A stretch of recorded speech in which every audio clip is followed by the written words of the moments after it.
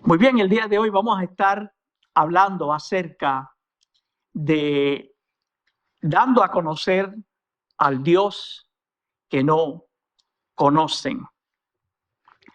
La vez anterior estuvimos hablando acerca de la experiencia del apóstol Pablo con los atenienses, ¿recuerdan? Pablo había estado en Tesalónica, luego había estado en Berea y finalmente terminó en Atenas porque los judíos no querían escuchar el mensaje del evangelio, estaban siendo perseguidos con turbas y tenían que salir corriendo en la noche cuando nadie estaba pendiente. Cuando llega a Atenas encuentra que hay tanta idolatría, hay tantos dioses a los cuales ellos adoran, que algunos de los turistas que habían estado en Tesalónica, perdón, en Atenas, decían que había más ídolos que gente. Y eran tan devotos a los ídolos y a los dioses que dijeron, bueno, por si acaso se nos quedó uno que no conocemos, ponemos un altar al Dios no conocido. Y Pablo aprovechó la oportunidad para estar en el medio del Areópago y allí hace un gran discurso y presenta el mensaje del Señor. Allí él les presenta al Dios verdadero, al único y verdadero Dios. Lo presenta como el creador del universo y de todo lo que existe y lo que contiene el universo. El Señor lo presenta como el Señor natural, que es del cielo y de la tierra. El Dios que no necesita ser servido por manos humanas sencillamente porque Dios no necesita nada que nosotros tengamos para ofrecerle porque no tiene una necesidad. Así que el Dios que también da la vida a todo el mundo es quien produce que las cosas que necesitan vida las tengan. Es el Dios que creó también la especie del ser humano. Es el Dios que también determinó una fecha de expiración para todos los seres vivientes y también para el universo. Es el Dios que controla la historia de todos los pueblos y de todas las naciones. Es el Dios que quiere que lo conozcan. Y eso es lo que estaba haciendo Pablo en ese momento. Es el Dios que está presente, el Dios que es personal, es el Dios que sostiene el universo y la vida. Es el Dios que perdona nuestros pecados. Es el Dios que nos redime mediante su Hijo Jesucristo, que es a quien Él ha señalado para que Él pase juicio sobre toda la humanidad. Bastante información que nos dio el apóstol Pablo ahí a los atenienses y a nosotros. Pero además de todo esto que hemos dicho de Dios y que sabemos de Dios, ¿qué otras cosas más podemos decir acerca de Dios? ¿Qué le podemos decir a una cultura humanista, secular, naturalista, anti Dios? ¿De quién es Dios? Al Dios que nosotros adoramos, al Dios que nosotros nos gozamos en tener una relación con Él. El Dios que no necesita un lugar físico, porque Él vive en nuestro corazón, Él vive en nuestro ser, adentro. ¿Qué podemos decirle además de todo eso? Hay algo muy importante que yo no podía dejar pasar por alto, que es necesario que nosotros como iglesia tengamos muy en cuenta cuando vamos a compartir a Cristo, compartir a Dios con aquellos que descartan que Dios realmente exista. En 1 Juan 4:8 dice, el que no ama no ha conocido a Dios, porque Dios es amor. El apóstol Juan está diciendo, el que no le da la bienvenida a Dios, el que no se recrea en Dios, el que no siente cariño por Dios, el que no ama mucho a Dios, el que no está complacido con Dios, el que no está contento con Dios, es porque no lo ha conocido. Porque no lo ha conocido. No ha aprendido a conocer a Dios. No se ha interesado en conocer a Dios. No lo ha llegado realmente a conocer. No ha adquirido conocimiento de Dios para percibirlo, para sentirlo, para comprenderlo. No tiene familiaridad con Dios. Y el que no tiene familiaridad con Dios no ama. Dios, aquí se refiere al Dios Trino, el Dios Padre, Hijo y Espíritu Santo, ¿verdad? El verdadero y único Dios. Dice, la razón por qué no ama es porque no ha conocido a Dios. Y la razón principal es porque si conocieran a Dios, entonces amarían, porque Dios es amor. Dios es amor fraternal. Dios es amistoso. Dios es entrañable. Dios es íntimo. Dios es sumamente cariñoso. Dios es de buena voluntad, amoroso. Dios es benevolente, generoso, magnánimo. Dios es un fiestero. Él celebra fiestas de amor. Porque Dios es amor en sí mismo.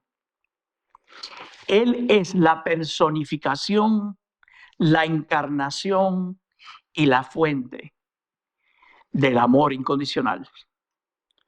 Porque la naturaleza de Dios, el DNA de Dios, es amor.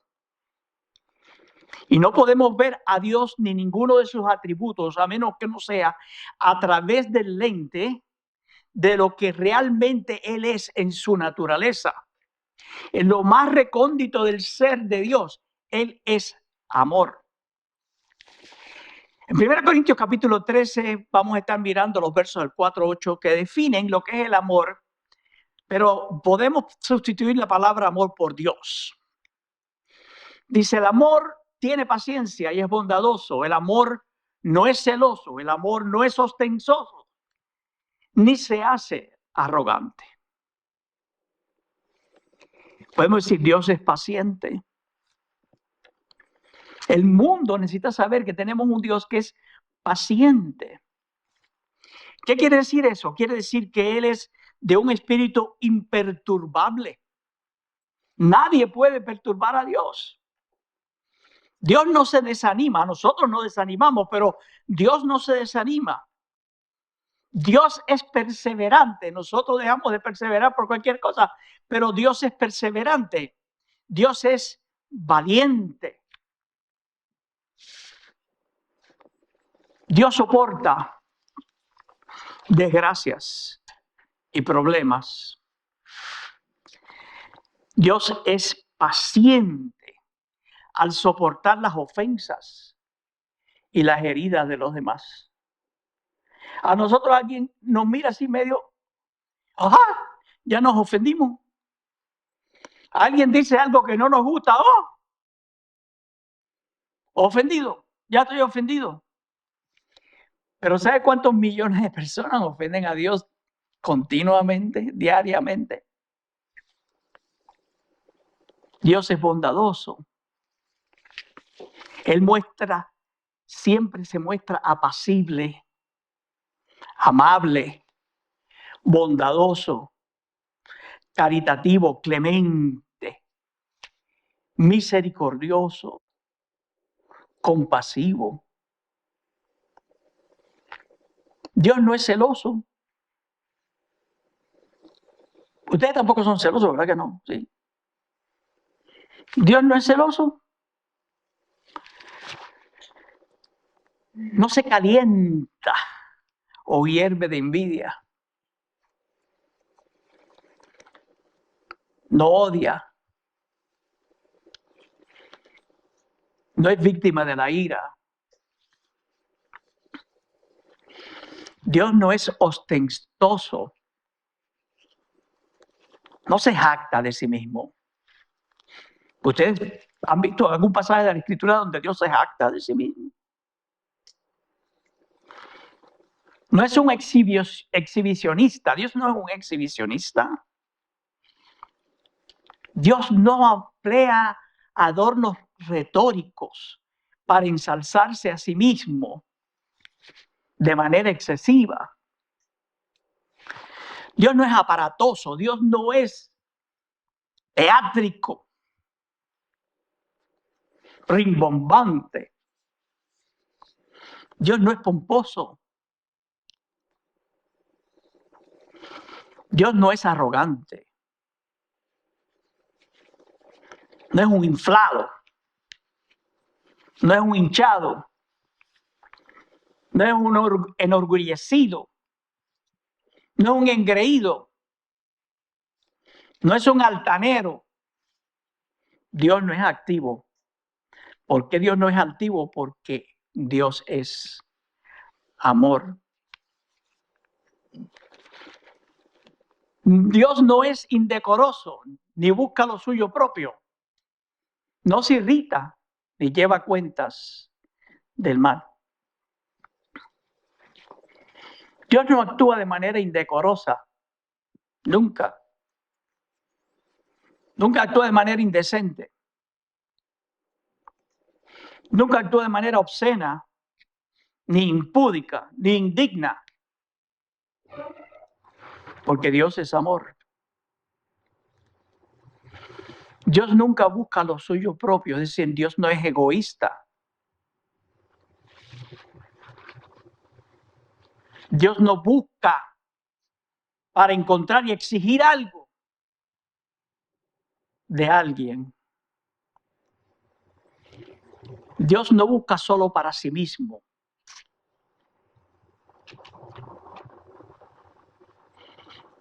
Dios no se irrita. Dios no se deja irritar por nadie. Dios no se deja provocar. Dios no se deja enojar, exasperar, arder de ira. Dios no se sulfura. Dios no se indigna. Dios no se crispa. A veces le preguntan a uno, bueno, ¿y cómo estás hoy? Extra crispy, ¿no? Ya tú sabes, eso es un mensaje como, déjame quieto, ¿no? No me digan nada. Pues a Dios no le pasa eso. Dios no se impacienta. Dios no se encrespa. Dios no lleva cuentas del mal. Es decir, Dios no calcula para tener en cuenta o para hacer una cuenta, para pasarnos la cuenta, para imputarnos una cosa. Él no delibera calculando todas las razones para recopilar o para considerar, suponer o juzgar. Dios no lleva cuentas para ser injusto o perjudicial para alguien, para defraudar a alguien, para dañar a alguien. Dios no tiene cualidades en sí mismo para hacerle daño a las personas, porque Dios es amor. Dios no lleva cuentas para ser injusto. Dios no es inmoral. Dios no es malvado. No es corrupto, no es perverso. No es incorrecto. Dios no tiene malos pensamientos. Dios no tiene malas acciones. Dios no habla mal de nadie. Dios no busca producir dolor. Dios no busca producir angustia. Dios no busca producir herida o calamidad. No busca la manera de perturbar la paz. Dios no menoscaba la felicidad o destruye la perfección de los seres naturales. Dios no tiene disposición para cometer iniquidad o malignidad. Y usted dirá, bueno, pero la Biblia dice que Dios castiga y que Dios hace y que le pasa juicio. Ya hablaremos de eso. Desde el punto de vista de que Dios es amor. Porque el castigo y la justicia, de la manera en que nosotros lo vemos, es cultural. E interpretamos la Biblia de esa manera. Pero la justicia y la disciplina y el castigo de Dios hay que verlo desde el punto de vista bíblico, es decir, desde el punto de vista de Dios. Y más tarde bregaremos con eso en otro mensaje. En verso 6 dice, no se goza de la injusticia, sino que se regocija con la verdad. Dios no se goza en la injusticia. No se goza en la injusticia legal, porque hay mucha injusticia, porque hay muchas leyes injustas. No toda ley es justa. No toda ley es de buena reputación moral. Pero tampoco se goza en la injusticia del corazón. Tampoco se goza en la injusticia de la vida. Dios se goza en la verdad. Dios se goza en lo que es cierto. En cualquier asunto bajo consideración, va a ser siempre un asunto que sea cierto, según la verdad, según la realidad, según el hecho. El verso 7 dice, todo lo sufre, todo lo cree, todo lo espera, todo lo soporta. Dios todo lo sufre. ¿Sufre Dios? Muchos piensan, no, Dios no puede estar sufriendo. Sufre Dios. Dios sufre todas las cosas, énfasis en todas. Todas las cosas. Dios no sufre en el sentido de para proteger, cubrir la maldad, sino en el sentido del sufrimiento, lo que puede ser influido desde su exterior. No importa cuán grave sea el insulto de parte de aquellos por quienes Él ha entregado todo, incluyendo su vida en la cruz. Dios va a continuar amando con una fuerza que es incesante. Dios todo lo cree. Y uno dice, ¿qué va a creer Dios? Dios no tiene fe, Dios no va a creer.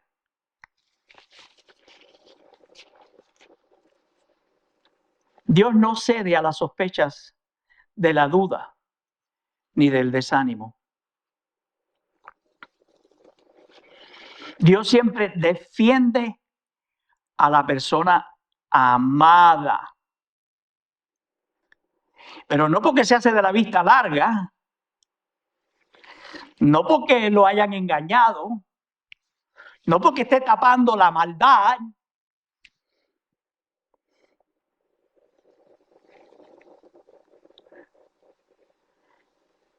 Pero Dios ama y defiende lo que ama. Aunque se abuse de su sencillez y confianza una y otra vez, una y otra vez.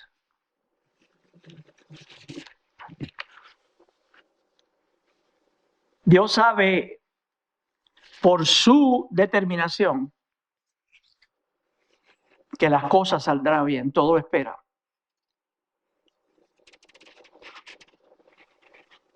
Eso no significa que Dios sea ciego a nuestras faltas y a las faltas de todo el mundo, o que Él no esté dispuesto a reprender los pecados y a disciplinar y a hacer justicia. Pero Dios todo lo espera.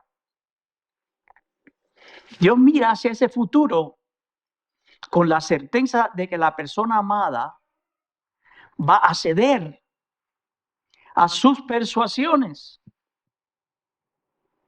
y toma todos los rasgos desagradables, todas las dificultades de la situación y la toma todo sobre sí mismo y se lo echa sobre sí mismo. Siempre Dios está consciente y sabiendo que la labor de su amor no va a ser nunca en vano. Eternamente jamás será en vano. Dios todo lo soporta. Dios nunca se rinde. Dios incluso soporta a sus enemigos y hace salir el sol sobre buenos y malos. Lluvia sobre buenos y malos.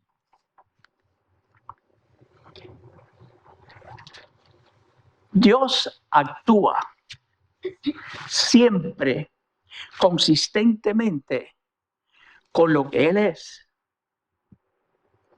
Amor. Dios va a actuar conforme a su gloria. Y por último, el amor nunca deja de ser.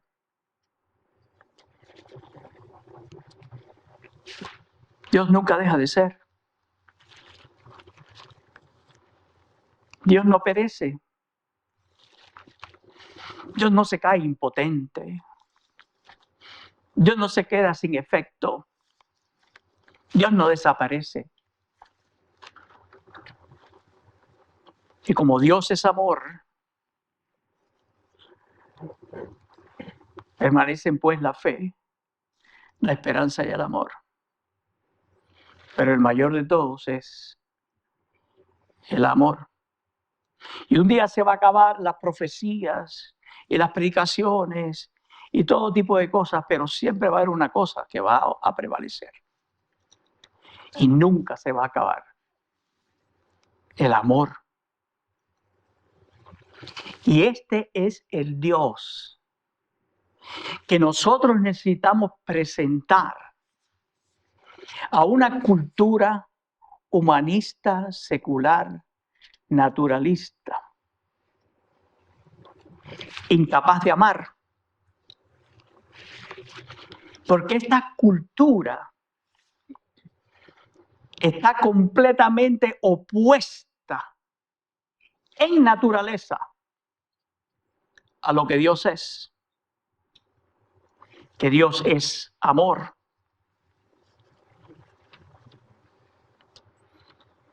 Porque Dios es lo que es. Amor en sí mismo. Sabemos que Él es la personificación, la encarnación, la fuente del amor. Y encontramos pasajes entonces como estos. Juan 3:16.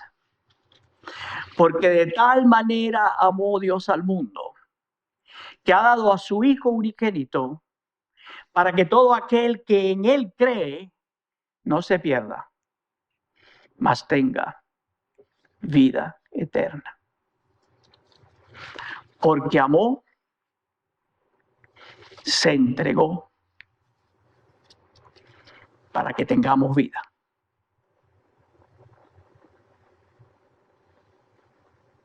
Ese es el Dios en que creemos.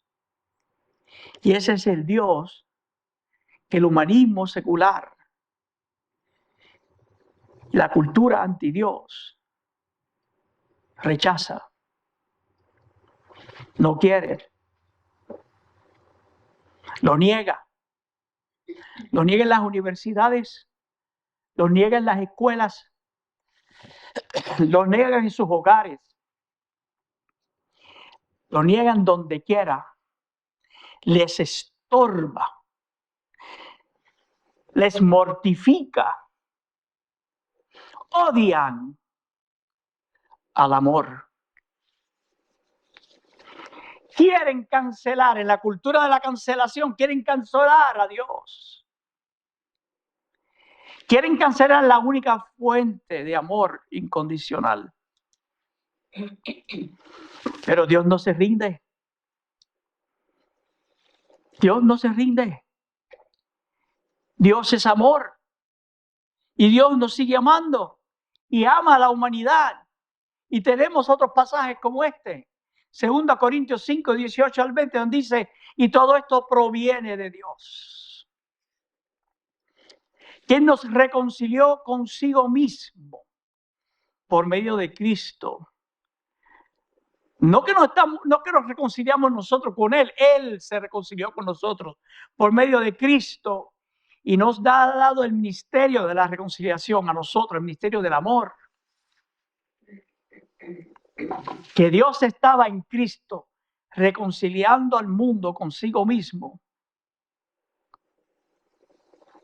no tomándoles en cuenta sus transgresiones.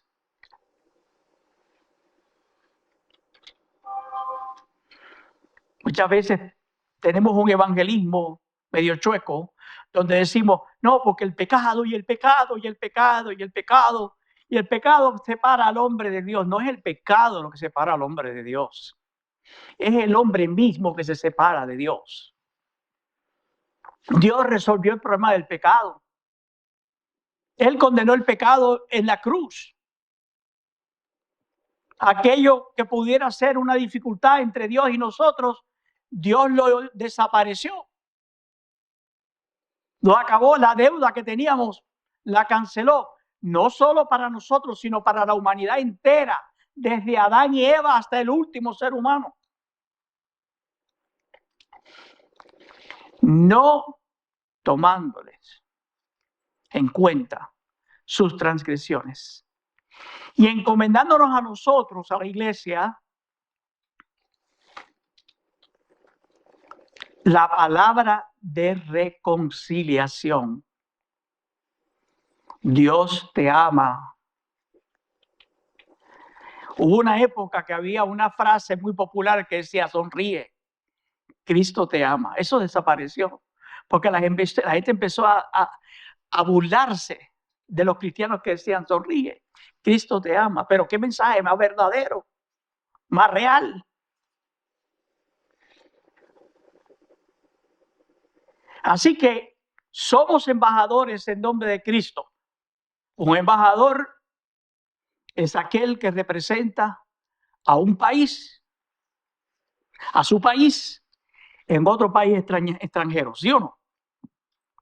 Y si nosotros somos embajadores aquí, significa que nosotros no somos de aquí, que este es un país extranjero para nosotros. Que nuestro verdadero ciudadanía y nuestro país y nuestra ciudad real está en los cielos, no está aquí, pero nosotros mientras estamos aquí, estamos representando la ciudad a la cual pertenecemos. Es el reino de los cielos. Somos embajadores en nombre de Cristo. Y como Dios nos exhorta por medio nuestro, les rogamos en el nombre de Cristo, reconcíliense con Dios.